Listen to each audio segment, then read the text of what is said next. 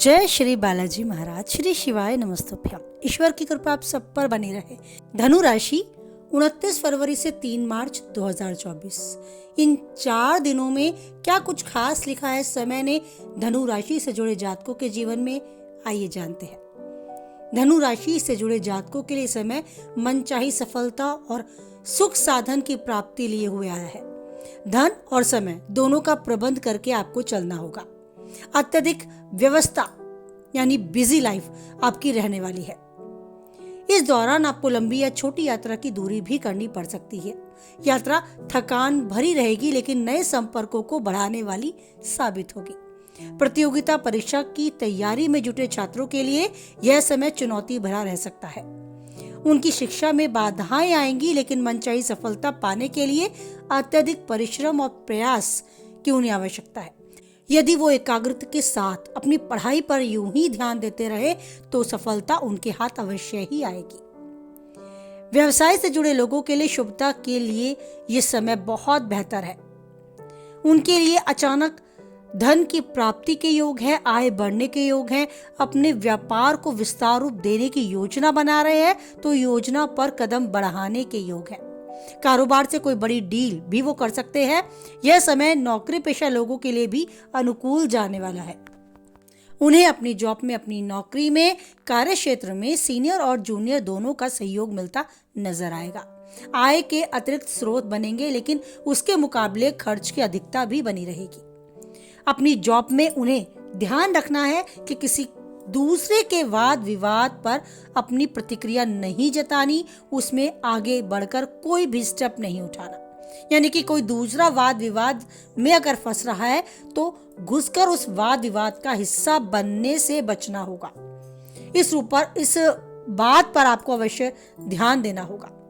अगर बात करें आपके पारिवारिक जीवन की तो सुख सुविधा से जुड़ी कोई वस्तु का आप क्रय कर सकते हैं, खरीद सकते हैं और घर के माहौल को और आनंदित बना सकते हैं। आपके घर में के बड़ों का आपको पूर्ण रूप से आशीर्वाद प्राप्त होगा। आप अपनी भावी योजनाओं के बारे में उनसे डिस्कस कर सकते हैं, उनसे चर्चा कर सकते हैं और उनके अनुभवों को आपस में साझा कर कुछ ज्ञान प्राप्त कर सकते हैं। आपको आपके जीवन साथी के साथ भी उनकी भावनाओं का सम्मान करते हुए बात करने का ध्यान रखना होगा।